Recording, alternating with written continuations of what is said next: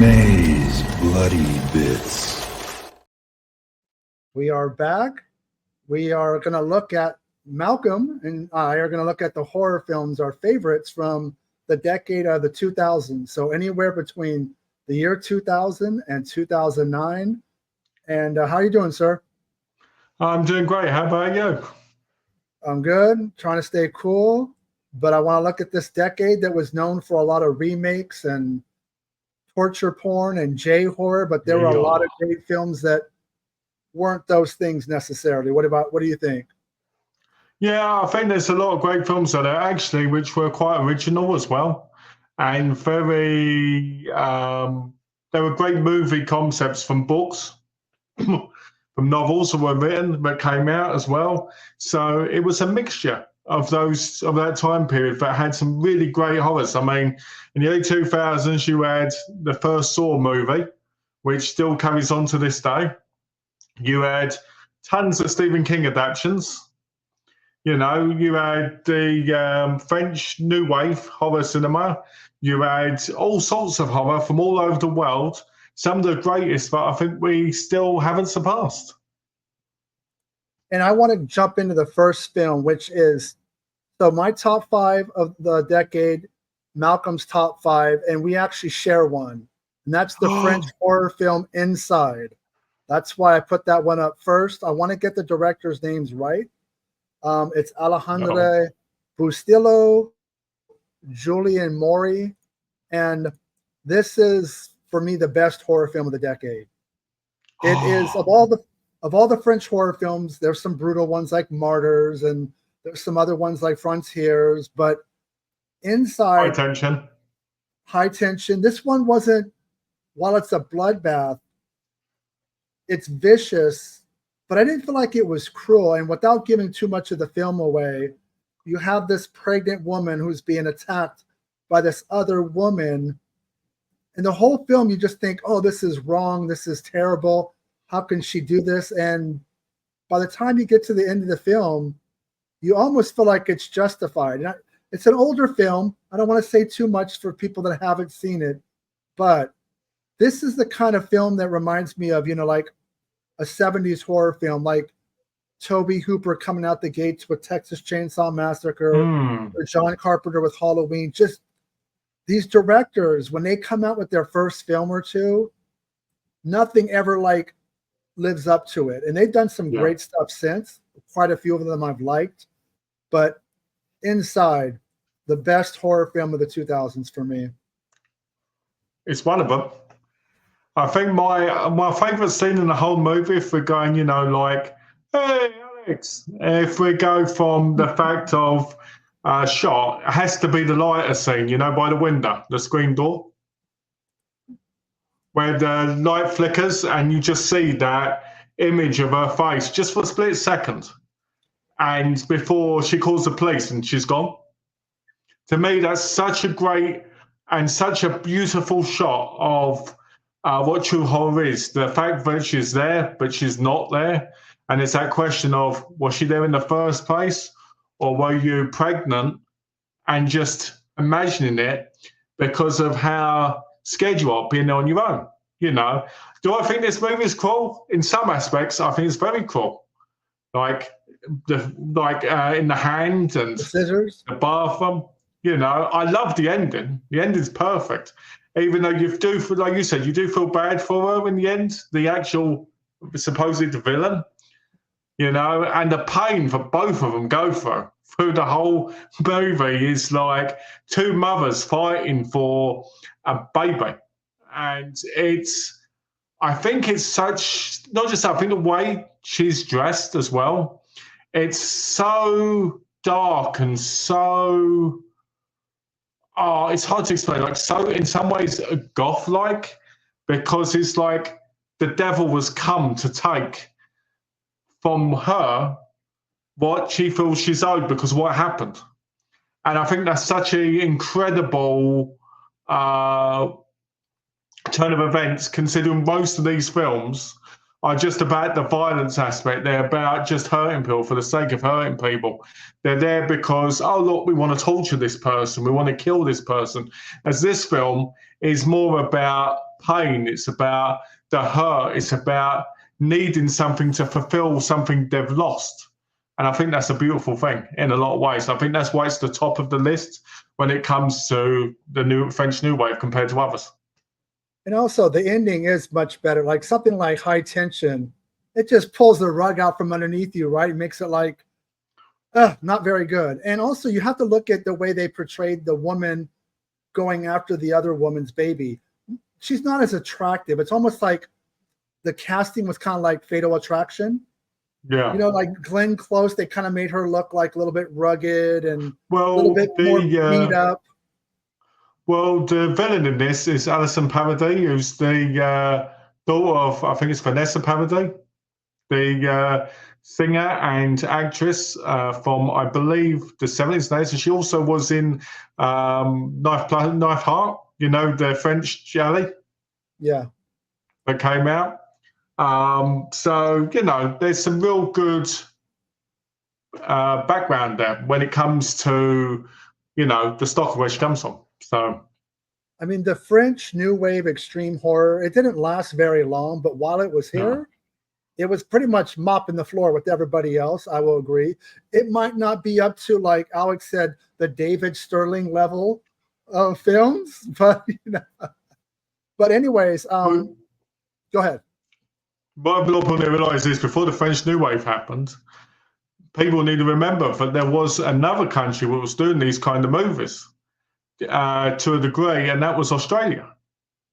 Australia, like Wolf Creek, like The Loved Ones, and so forth, which are very, very similar tone. They had a lot more, but the fact is, because it was in Australia, there was a little bit more grittiness, a little bit more belief to it. But like Texas Chainsaw Massacre, you know, because it was in Texas, in the desert kind of area, you kind of felt that griminess more. You felt that kind of thing. So I think that's what Australia had going for it. But since most people kind of don't really realise that so much, like the scene in Wolf Creek where he stabs right in the back and twists her spine and basically breaks it, it's, you know, it's a similar kind of thing. But yeah. No, in particular, Wolf Creek and the sequel are just as brutal as far as, you know, that hardcore horror. But for me, the best horror film of the 2000s is Inside. For you, it's a top 5, but not number 1. But we will find out your number 1 because we're going to jump on. Yes, we will find my number 1. I don't know what it is, but so we're going to go from Inside to. Oh, Slasher should be on the list, but they want that one. Frank Darabont, who previously directed the Stephen King film The Shawshank Redemption. This is his big screen adaptation of The Mist. This is your second pick. Okay, I can't say because your back was blocking it, so I can't say. But okay, so it's The Mist. Okay, so The Mist, right? This is an incredible adaptation. It starts off like with a storm, like any of these horror movies. The interesting thing is it's an adaptation of the book, but the book has a different ending to the movie. I think this movie's ending makes the movie in the end. It makes it perfect. The first time I watched it, I was shocked, I laughed, and to this day I laugh whenever I see that ending. Right? It's got a fantastic cast. It's got William Sadler. It's got Thomas Jane. It's got multiple people who were in Walking Dead. It's got what's his name? It's got the Shermanator in it. It's got, you know, you name them. It's like they're everywhere. When you could tell.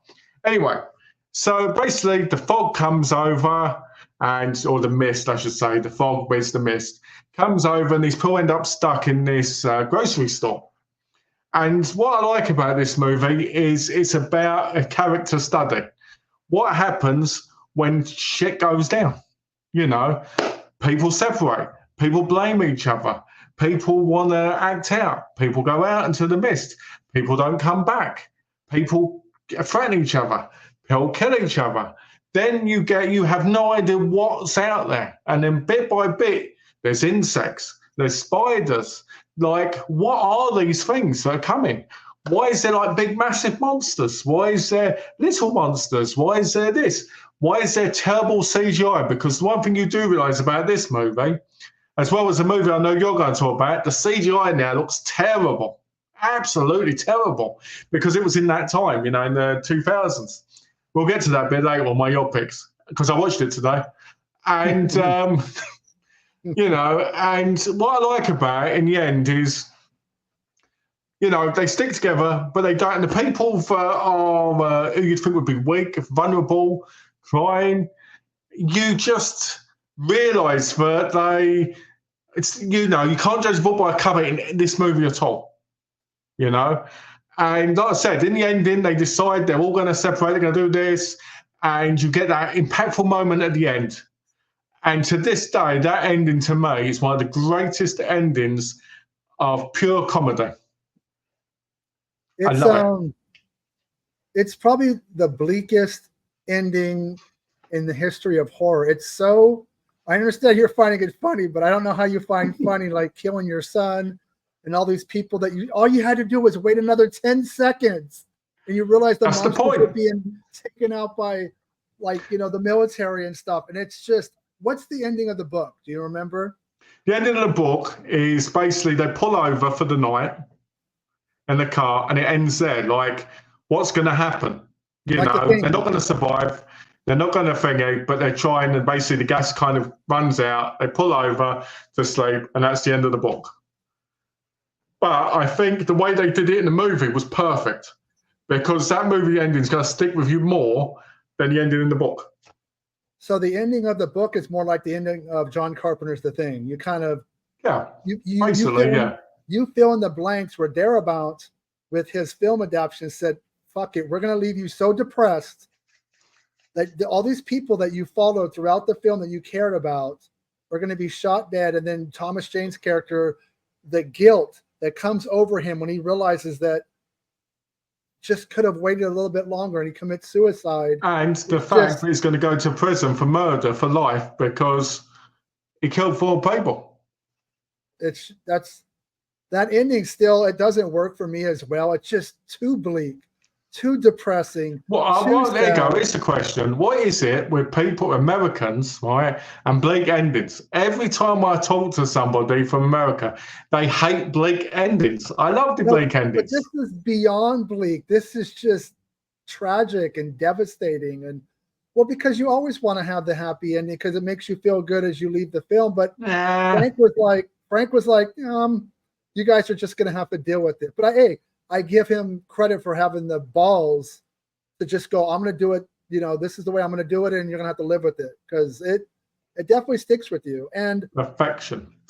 But going back to what you were saying is the monsters are really not the villains in a lot of these films. Yes. It's human nature, how your fellow man reacts to you. That's why The Walking Dead was so popular. It's not the zombies that are scary as much as how your fellow man's going to treat you and they're going to turn their back on you. And if you think of it from the point of view of when they're in the grocery store, if they just stayed there and worked together, didn't open anything, and stayed there without any conflict, between themselves, they'd probably all been alive except for, the odd death, obviously, from when they got in and stuff like that. But it would have been better. But do you know what causes the mist in the first place? Because I can tell you, it's a government thing, as it always is. It's always the government's fault. The government did a project where it opened the portal to another place, and they had a failure with electrics in the building, and it caused these portals and all of these creatures to come out. So obviously what happened was they closed the portal down, and then they just started killing them all without more coming. But at this point, I feel like it would have been impossible for that to happen so quickly. But we have to remember, this is an American film, and Americans destroy everything and win over in the end in movies. So they're interdimensional beings, kind of like H.P. Lovecraft creatures. Yeah. Gotcha. Is this your best of the decade, or we haven't got there yet? No, we haven't got there yet. So let's go to my next pick. My favorite horror series of the 2000s are the Final Destination films. I like the Saw films and I like Wrong Turn, but these films are just kind of fun, escapism, but studio, because remember, this is New Line Cinema being absorbed, right, by Warner Brothers. And I could have picked the first film, the second, the third, or fourth. I actually like all 5. I know they're working on a 6th one now. The first 4 films actually all came out within this decade, which is kind of crazy. That's But true. this was James, the director of the original film is James Wong, W-O-N-G, not James Wan, W-A-N. Yeah, James Wong. Get the Wong out. He came from the school of like Millennium and X-Files, and he directed the one with Jet Li. He directed the original film. And this film, I think the openings are always the best, and every scenario is different. And this one is, most people love roller coasters. You, again, like this Final Destination 2 with the log going down the road, every time I'm on the freeway and I see any truck with stuff behind it, you get out to the other lane. Yes. This doesn't really make you want to go on a roller coaster ever again, because, I mean, yes, it's far-fetched, but people do die on roller coasters. There's accidents. They get stuck upside down. People get flung off. You don't hear about them. And they shoot out. They get, they keep it out of the news. They kind of pay the families off. But so it's not totally out of the realm of possibility that you could get on a roller coaster and not live to see, yourself getting off the ride. I just have to say, I can't believe out of all the ones that came out in that time, you picked number 3. There's a death in number 3 where Bloody Rock gets hit by a lawnmower and kills the person. Hey. And then there's the death where they get in the sunbed. I mean, come on. Okay, the sunbathing is great because, for one, the girl gets nude. So that's obviously bonus. And, tanning beds, but I like their taking of what's common of the era. Tanning beds still are popular. That's why so many people walk around, they look orange. And no, that's great. She gets burnt to a crisp. And then as they're dying and it catches on fire, the scene transitions to, they're going from 2 tanning beds. Then it transitions to 2 coffins in the cemetery. So it's a nice little transition. That's quite good. That's a good transition, yeah. I do have a soft spot for Mary Elizabeth Winstead. I've always had, I have a crush on her. This is kind of like her hot era where she was in Black Christmas and this film, and she was about to be in Grindhouse and stuff. So look, this to me is the best series of the 2000s. It's fun, but it's gory, and there's really never a happy ending. Nothing like The Mist, but generally, if you make it to the end, death is going to win out, and everything comes full circle. And this is just a fun film, and I'm hoping that, I know they've been put out on Blu-ray. I have a feeling that a box set's pending, with the new film coming out. I don't know if Scream Factory can get into Warner Brother and put out. Is Tony Todd going to be in the 6th movie? Because he came in it, didn't he? After a while, was like the what was it? The guy of death kind of thing. I think he's supposed to be there. I'm not sure if it's just going to be his voice or he's going to show up in physical form, because as we know, Tony Todd is death. But no, it's a great film. I think they're fun. Alex thinks Umbrella's going to put out a set. I just feel like they're all out on Blu-ray, so it's not like, where's the Blu-ray? But I think a box set would be nice. Is Destination 3 on Blu-ray? I thought it was only on DVD. I could be mistaken. I thought they were all put out on Blu-ray, but I just feel like they've either gone out of print or they've been put out years ago. I think that with the new film, like a nice spiffy box set or, some slip covers, or it's too successful of a franchise to not have a better release than it does. Yeah. And I feel and just as Duff said, yes, when he said soft spot, he meant a hard spot. Well, this is Malcolm we're talking about, so it could be either one. You're the one talking about it, not me. Hey. So anyways, Final Destination 3. Let's go to Malcolm's next pick. And, okay. Bug. William Friedkin, the director of The Exorcist, puts out this film, and I wanted to say 2006, and I have a lot to say on it, but it's your pick, so I want you to go first. Oh. You have a lot to say on it, do you? I'm looking forward to this because I love this movie. So I'm watching this movie, guys, right? I put it on and I'm like, okay, we've got a nice bit of an asshole slapping a woman about. We've got a woman who's a little bit paranoid because of that. She smokes the pipe, if you get what I'm saying. And then she meets Michael Shannon. who's brought by a friend RJ to come and see, and then he kind of stays, and there's this whole connection between them, and she ends up being really codependent on him, and one thing leads to another, and you realise that is this really happening, or is he a paranoid schizophrenic? And I can tell you, from knowing a woman who was a paranoid schizophrenic, the answer is very, very in that cult. So, so they're together. They have this love-making scene. By the way, Ashley Judd has got to be one of the most beautiful women alive. I absolutely think she's gorgeous. And yes, I've got a real hard spot for her. And but it goes soft sometimes afterwards. But anyway, so the whole. Hey, just as we were talking, we're having an earthquake right now. I'm shaking right now. Yeah, hold on. So you're telling me I've gone live with two people who've had earthquakes? It's okay. Earthquake? Yes, earthquake. Yeah, no. I felt that. Okay. That was terrifying. No, and I lived in Southern California my whole life. It literally shook my table that I'm on, my laptop, and I'm good. I need to go run underneath the door, but it definitely shook. I just want to let you know we had an earthquake as you were speaking. So I talk about having a hard spot, and an earthquake happens. Yep, Malcolm's fucking the world here. that was pretty. It caught my attention for sure. So basically, what happens is they stay together. They sleep together, and he says, "Oh, there's a bug, an aphid, right?" And he goes, "Here it is, right?" And she can't see it. And then you see these sticky things from the wall. Eggs comes, and then you see all this stuff again, and you slowly see the deterioration of her mind along with him. And you get to the point where you're like, wow, this is true codependence, because, she's been looking for something for a long time because she lost her kid, because the kid went missing. This happened, that happened. I don't want to say too much about it because it's going to spoil the whole movie. And I think the movie is one of those things you have to watch without getting spoiled too much. But I do think for a film that's set mostly in one place, it's a phenomenal film. It's an incredible film. And I think it's one of those true horrors where it actually affects you from a thinking standpoint, and the emotions and the responses feel so genuine and so real.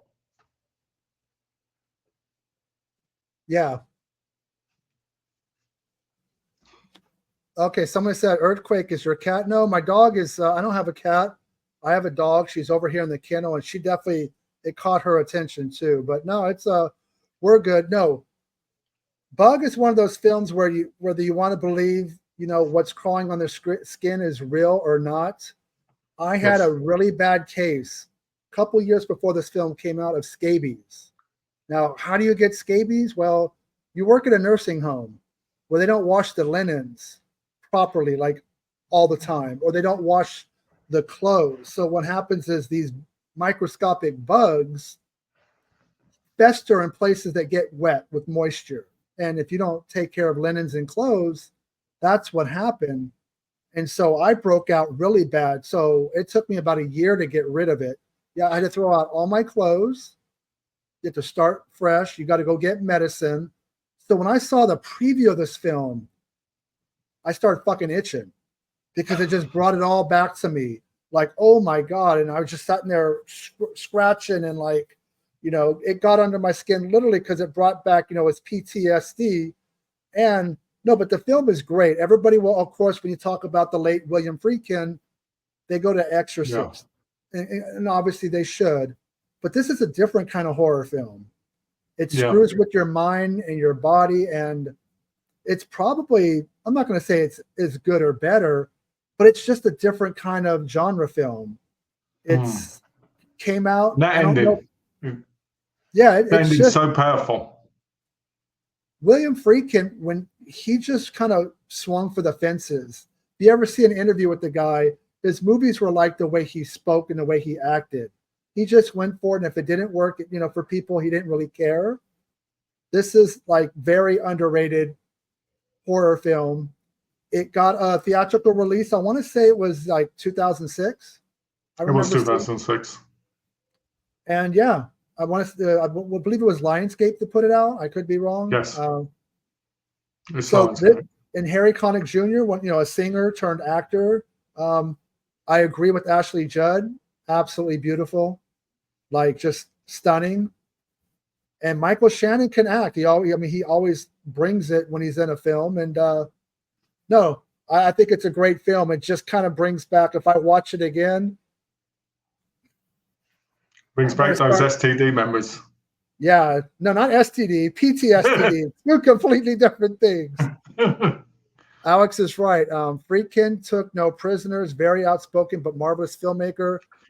My favorite quote from him was when somebody asked Friedkin about Al Pacino. And he said, I don't give a flying fuck into a rolling donut what Al Pacino thinks about anything. And after he passed away, I was kind of watching different videos on YouTube. Nobody does an interview like that guy. Nobody spoke like that guy. Just totally unfiltered. And that's totally what we need, Well, I watched him on a featurette on the Blu-ray disc because I got the Blu-ray disc both from Australia, from Imprint. And I was watching him talk about the girl who played Arja. I can't remember what her actual name was. But he was saying about how she was sexy, she had a beautiful body, and I wanted her to be in the movie because I knew she could be like this ultra sexy woman, just even though she wasn't going to be doing anything other than walking around.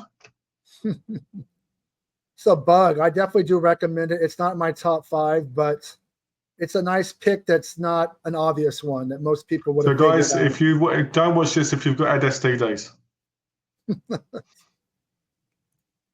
Okay. I really dug Dark Castle Entertainment. They're still around, but in the early 2000s, they were rocking and rolling. Well, actually started in 1999 with the remake of House on Haunted Hill.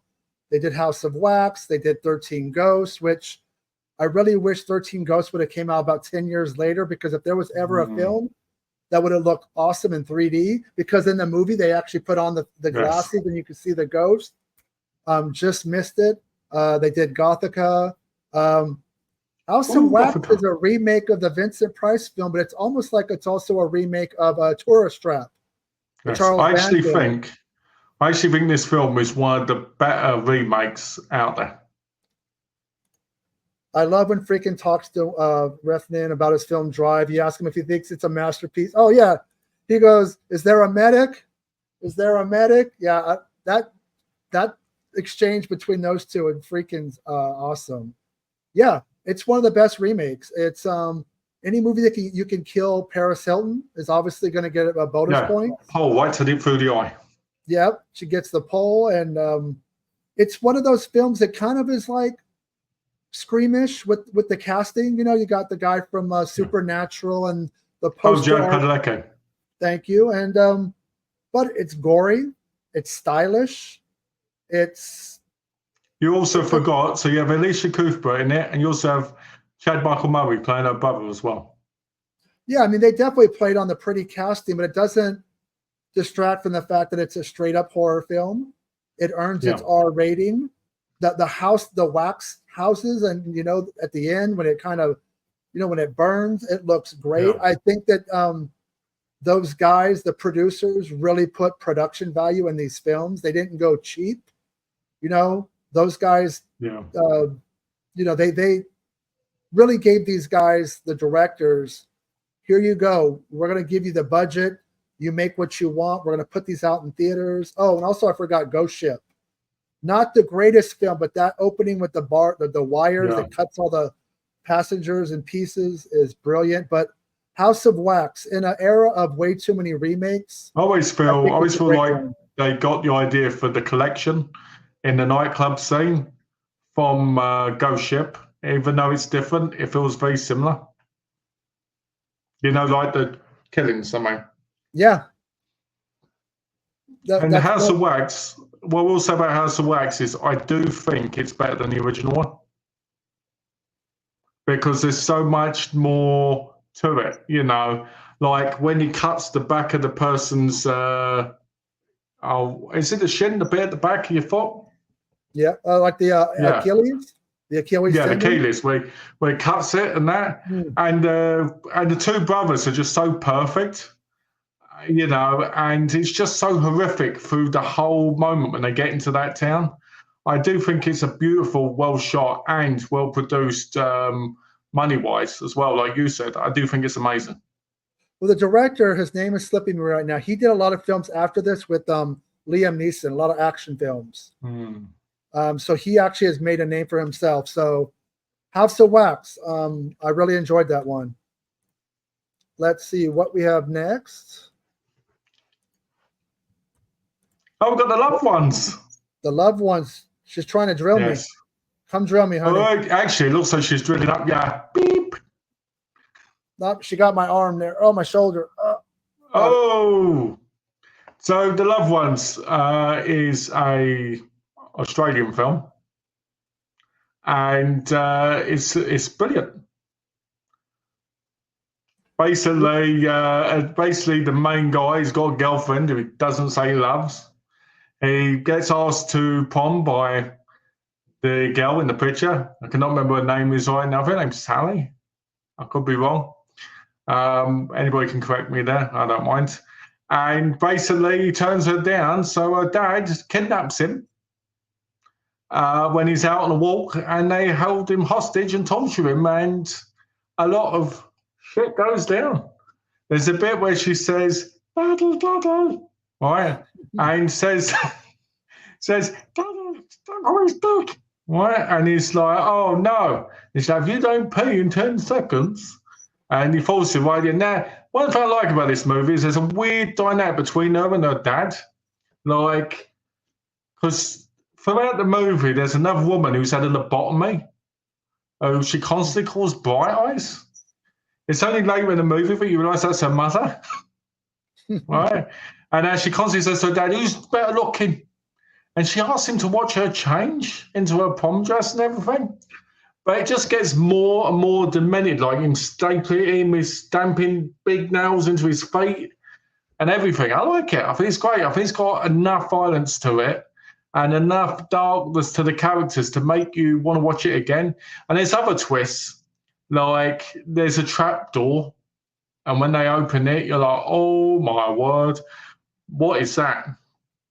But I love the darkness element. I like that she just is so evil, but the only thing she actually cares about, which you do question at times, is her dad.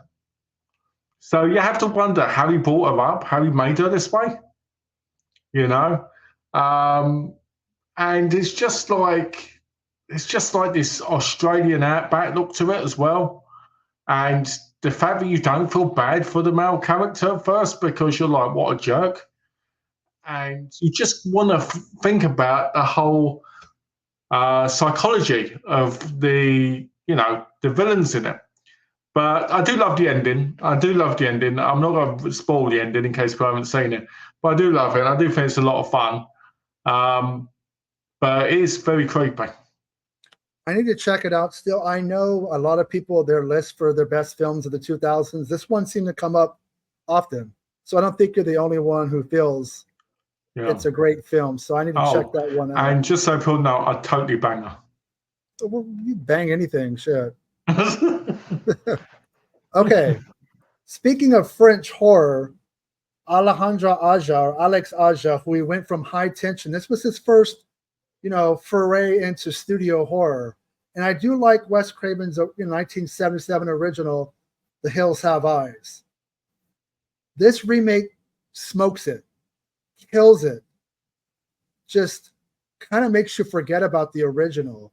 I saw it in the theaters with a couple of coworkers, and I was like, man, the MPAA really let movies get away with a lot, where in the late 80s, they weren't allowing nothing.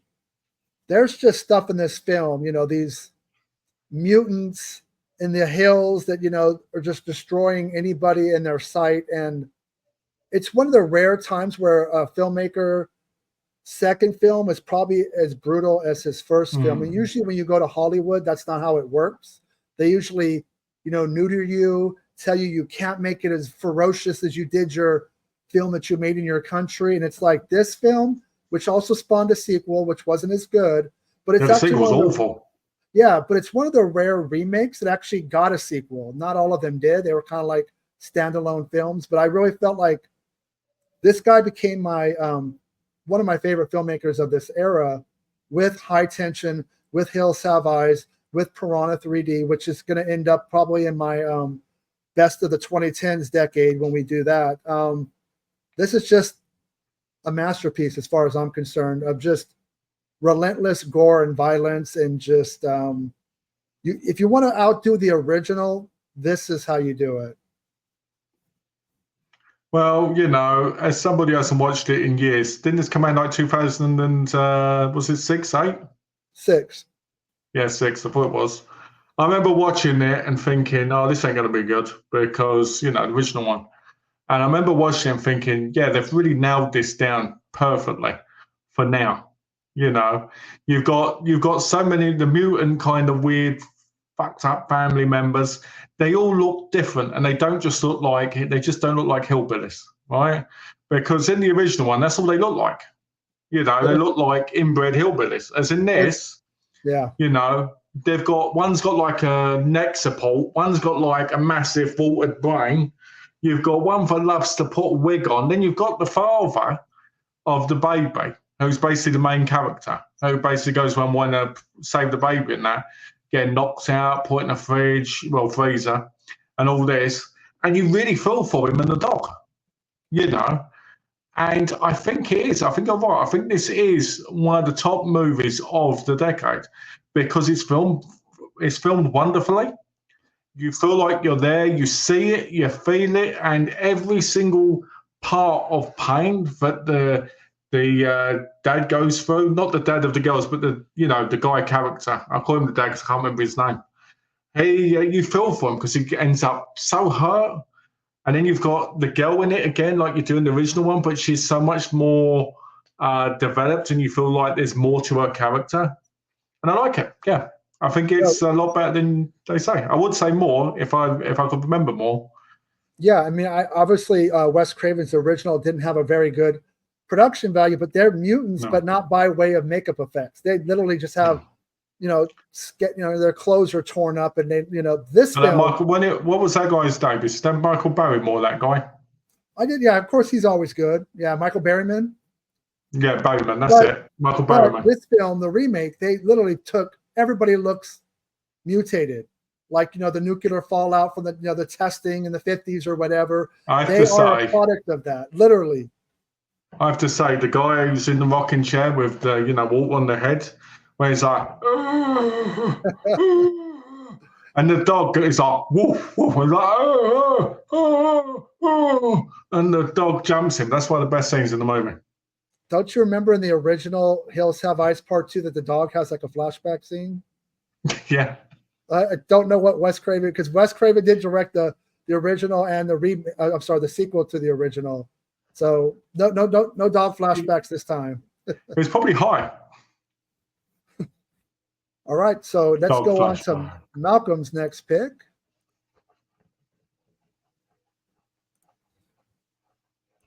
Oh, it's Eden Lake. I like that Dimension Films had their theatrical arm, but this was their directed-video, which was Dimension Extreme, and had quite a few good films. And this is Malcolm's pick, Eden Lake. Yeah, with early role from Michael Fassbender. Hills Have Eyes is fantastic. Really enjoyed both your choices so far. I'll share a few of my faves after that. Yeah, share them. Oh, that'd be awesome. Yeah, I'm always curious to know what other people like. So Eden Lake, go for it. You've seen it, right? Not yet. If you didn't laugh at me like that. I got to laugh at you because you call yourself a horror fan, you ain't seen it. Anyway, this is probably one of the most realistic horror movies from a English standpoint, right? So Michael Fassbender and his girlfriend, I can never remember. Yeah, Michael Fassbender. Oh, yeah. Aspender, okay. Fassbender. Okay. Fassbender.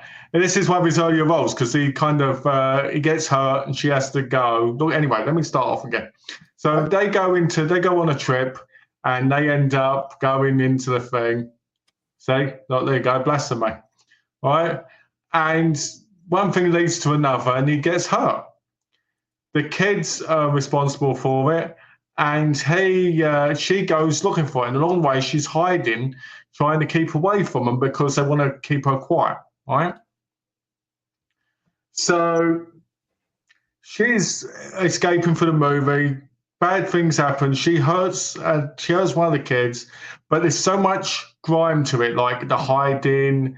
The Jack O'Connor, I think the kid's name is in this. He's quite a fairly known actor over here. He was younger in this, kind of like thingy, and he's kind of convinced them, look, we have to shut her up, right? We have to do this, we have to do that, because you got to remember these are kids, innocent kids, because that's what kids are. They're innocent. They want to hurt a fly. In this, they're after her. They're going to try and do whatever they can. And so it gets more and more dark as it goes along. The ending, obviously, I'm not going to spoil because you ain't seen it, but the ending, if you grew up, right, on an estate, right, where all the families kind of knew each other and kind of wanted to kind of develop together and stuff, it's very believable what happens in this movie could happen at the end. And what happens at the end of this movie is one of the most darkest scenes you'll see in a horror movie, because it's so realistic and it's so dark and it's so scary. But the moment you can feel like you might be safe, you're not safe at all, because of the desperation of what people will do to protect their own. It's a beautiful movie. It's dark, it's grimy, it's scary, and it makes you think about how fragile life is as a kid, how fragile it is as an adult, and it also makes you realise that you are never safe anywhere, and not a single person can be responsible for your life except you. Hopefully this is one of those Dimension films, so Bob and Harvey Weinstein and their whole drama, but I know that studios like boutique labels like Vinegar Syndrome and Kino Lorber and Scream Factory have been able to go into their catalog and pull stuff out. I don't know if any of the Dimension Extreme films have ever made it to Blu-ray. I don't think Mother of Tears, Storm Warning, Eden Lake. There's quite a few. Eden Lake's on Blu-ray over here because it's a British movie. Okay, so in Britain, Region 2, Eden Lake is available. So that one has to check out. And so the Midnight Meat Train. So when people think of Clive Barker, they're obviously going to think of the Hellraiser films, Lord of Illusions, Nightbreed, Candyman. But this film got kind of fucked theatrically. It was put out by Lionsgate, but for whatever reason, they had little to no confidence in it. Put it out in a small number of theaters. I made a point to go see it. And I really think it's one of the best Clive Barker adaptations that maybe a lot of people haven't seen or they don't think about, because it doesn't have, Pinhead. It doesn't have that iconic person. But I think Vinnie Jones is that. I mean, basically he goes, on these trains and kills people, but he's feeding a beast. Let's just put it this way. There's a reason he's killing people. The Midnight Meat Train, that meat is for something, without saying too much and giving it away, because I feel like a lot of people haven't seen it, but it's stylish, it's gory, it's violent. There's a couple of CGI moments that weren't needed. With death scenes, I was like, why was that done?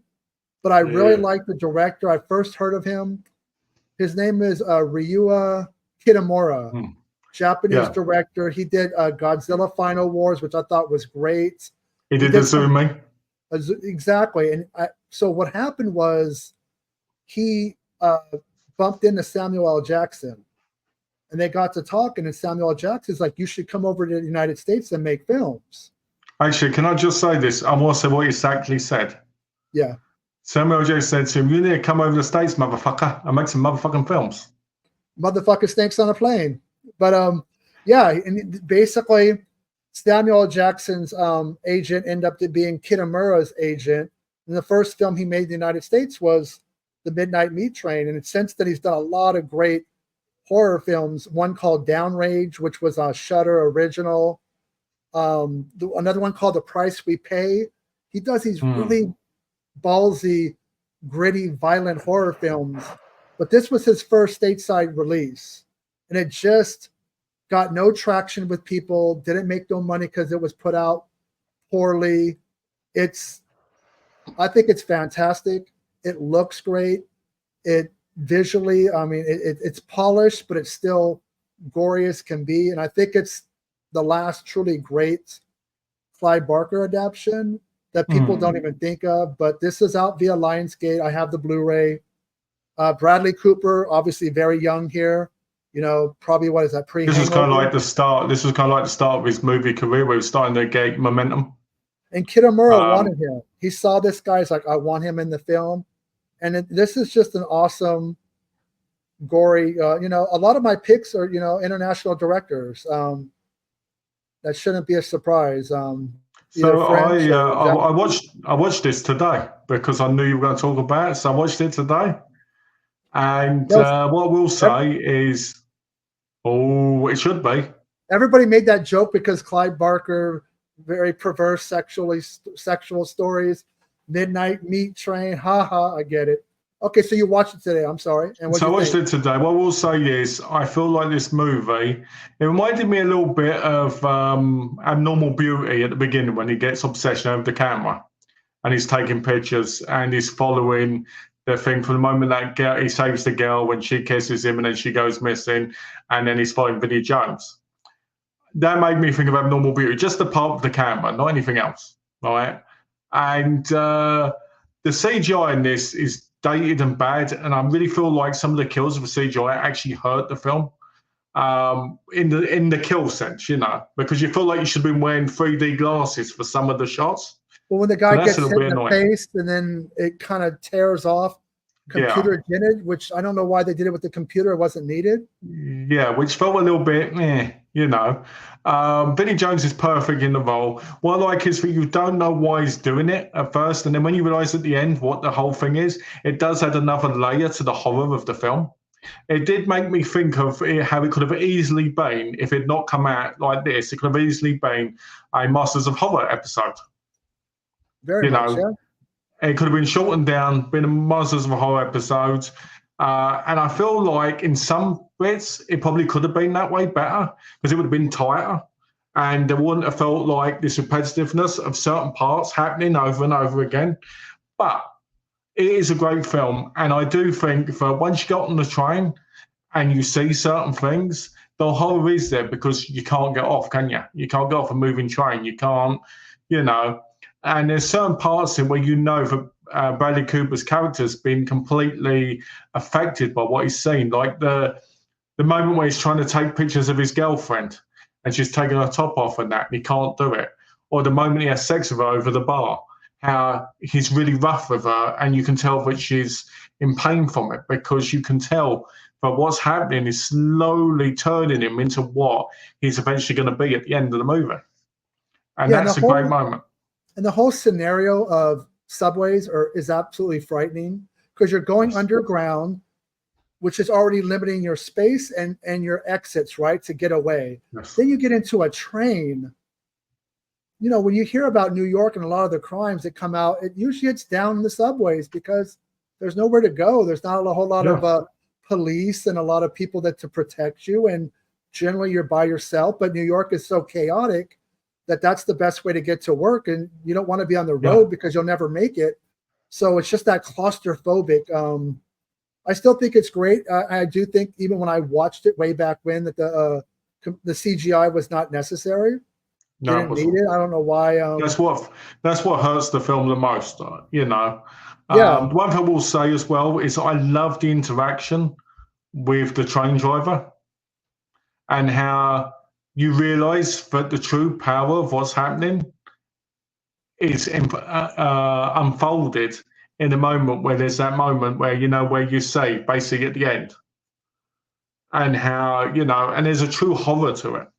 And I think the whole train element is a great element of horror. I think it's a good movie. I think it's a great movie. I think one of the reasons people don't point with Clive Barker for the most part as an adaptation is because it seems a bit too simple for him in a lot of ways, because we're used to these more complex and more fantastic, elaborate, you know, kind of more like fantasy, right? More like, Yeah, different exactly. worlds. This takes Exactly. place in the real world, which is not what we're used to with Clive. We're used to, like, Cenobites and Candyman, Yeah. and Yes. it's not dealing with cultish stuff. A lot of Clive stuff is cultish, And what we do say, which would make us think of that, is very limited and very late in the movie. So there's no full explanation. And even though there isn't always in a Clive Barker story, you kind of have that connection afterwards. And I think because that connection is not there, like for instance, Hellraiser's easy because we go, oh, look, Hellraiser, the Cenobites. Okay, we know where they come from. We know this. We got this. But that's because we've had many sequels. Do you know what I mean? Same with Candyman, because there's been many sequels which have changed everything over and over again. We feel like we know the character. So I feel like you're right in the sense of people forget about this film. People underappreciate this film because it is a great film. But I do think it might have been better as a Masters of Horror tighter framed movie. So I'm going to recap my top 5 and then Malcolm's top 5 of the 2000s. Okay, so. Yes. And while Benet's doing that, why don't you guys tell us what yours are? Okay, so my top 5: Inside, Final Destination 3, House of Wax, The Hills Have Eyes, The Midnight Meat Train. Malcolm's top 5 is Inside, The Mist, Bug, The Loved Ones, Eden Lake. My favorite of the decade is Inside. What's yours? I'm going to say Bug. Okay, so Bug. So Bug is Malcolm's favorite film of the 2000 horror film, and mine's is Inside. So, I mean, it's a great decade. I mean, obviously it was hard. Oh, Trick or Treat. Yeah, I probably should have put that in there, to be honest with you. The Loved Ones, Trick or Treat, A Tale of Two Sisters, The Descent, Trouble Every Day, Amusement, which was an anthology, Let the Right One In, to name a few. You know what? Honestly, Trick or Treat could have probably bumped out a few of them. I don't know why I wasn't thinking of it. I was one of the first people to see Trick or Treat.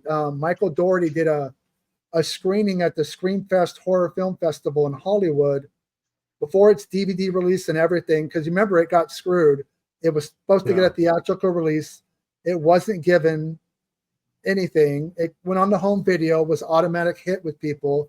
I got to meet Michael and the cast, who the girls are probably like in their 30s now and totally grown up. But I have a photo I could share in another one of these videos of me and some of the cast members. Yeah, Trick or Treat, honestly, it is my top 5. I just, for whatever reason, I forgot about it. But we could always come back to it like Halloween time, because I think it's such a great film that it deserves like an episode where we just talk about Trick or Treat. But you know what?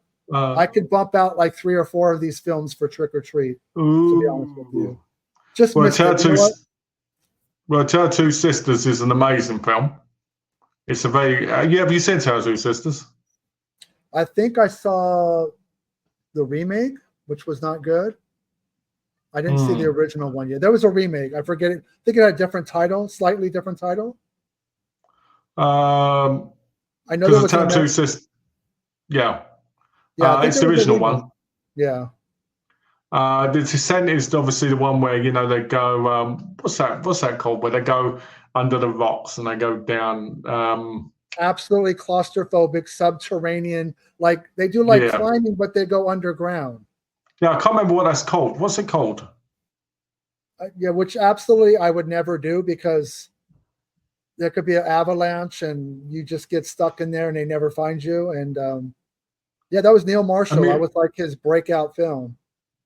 I know Alex loves amusement because he likes to jerk off to Catherine Winnick.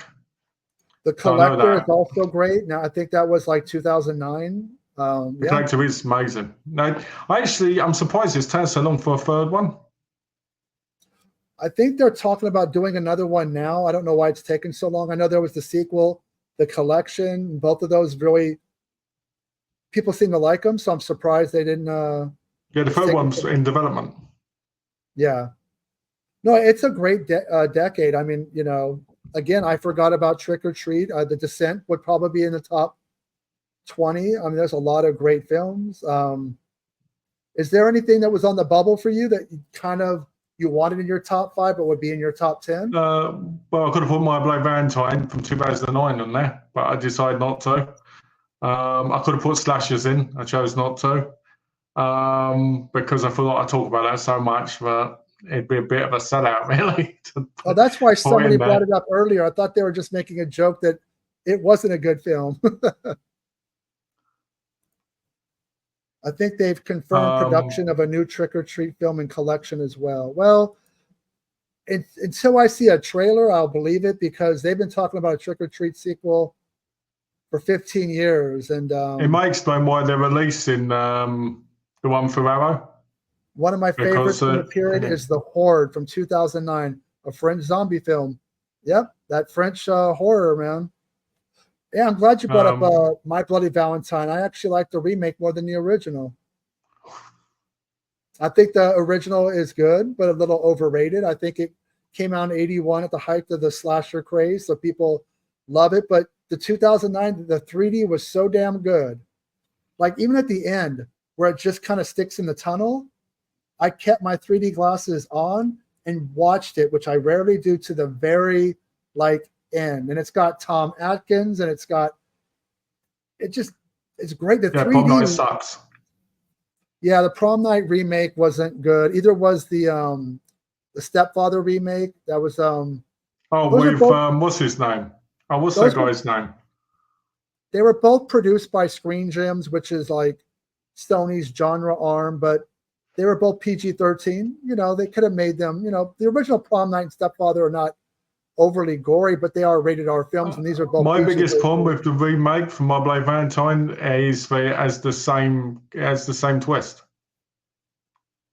True. Ginger Snaps. Well, I think all 3 of them came out in the 2000s, right? Yeah. Gingers. Yeah, I mean it's a really good decade. I also want to do the 2010s, like sometime in the next, month or two. We did do the That'd 90s before. So we did the 90s. We've done the 2000s. We'll do the 2010s, 2020s. Remember, we can always do a part 2 as well of these. We could do part 2, yeah, or we could do the worst of the 90s, 2000s. You could always do the worst of the worst. Next week, worst of the 2000s. Put on all David Sterling movies. I looked on Tubi just for the heck of it, and there's nothing available. I'm not buying his films. If I want to watch them, they're going to be free because I know they're going to be horrible. So I just want to buy the animated Camp Blood movie. That's all I want to do is watch it. Yeah, I mean, I'm usually open-minded to most, but when I can't get to the trailer, then yeah, the movie's probably going to be, Last thing, because I know we're going to have to end in a couple of minutes. Yeah. I just want to say this. How excited are you for the Mandalorian and Grogu movie? I'm excited for it, but I don't know, having watched the television series, I don't know how it's going to translate to theaters as far as the action element. Because when you don't, unless they want to add some Jedi in there, swinging lightsabers. The teaser that I saw that people posted from D23, which is the big Disney convention they had out here over the weekend. I saw the announcements. It looked like footage from the actual film, and it looked good. But for Star Wars fans, I guess we're our expectations are really high when it comes to theatrical. That there needs to be, yes, there needs to be a good story, but wall-to-wall action. Let's see if the Mandalorian's capable of doing that. I mean, they're going to have to put out some good battle scenes because the applause that I heard at the end of it wasn't as thunderous as I heard for the previous Star Wars films that went to theaters. I was more excited for Descendants and the Zombies one. No, I know they're doing a third Tron film, which I think 9 Inch Nails is supposed to do the soundtrack. And Frozen 3. No, it's very, there was some very, good announcements. A Star Wars television series called Skeleton Crew. Yeah, that sounds interesting. Which looks kind of like a Goonies or more like Explorers, the Joe Dante film. Yeah. Where the kids go up in the UFO. Where these kids, though, it's in the Star Wars universe, the kids dream of, doing something more with their lives and having more fun, and they end up like up in space, and it looks good. I think it comes out in December on Disney Plus. I'll check it out. We'll be back next Monday at about 3:00, a little bit later. I want to go back to where's the Blu-ray? Where's the Blu-ray? Yeah, I want to do that. I think we could do that next week. I was thinking about doing blind buys only, but let's do any 5 films that you just want on Blu-ray, just to make it easy. All right, any 5, yeah. Any 5 films. The Star Wars video did really well on the views, on the re-upload. It did. I started doing more shorts because I know that they're popular, and that short did 100 views, which was not bad at all. Of course, we always want people to, like, share, and subscribe. The channel's kind of plateaued for some reason. I would think it, having been out for 6 or 7 months and a regular schedule, it would do a little bit more, but it hasn't. I put a little survey out there for people. All right. And they said, first of all, we want more of the hunk taking his top off and dancing around. Okay, more Malcolm. They said they said they want more of you doing this with your head, so that they can imagine that it's something else. And the third thing they said was the content's great. Well, you know what? We're going to keep churning them out because we do it for the fans, the viewers. Thank you, everybody, coming and watching and commenting. And we will be back next Monday, and we will talk to you soon. Take care, everybody. Take care, guys.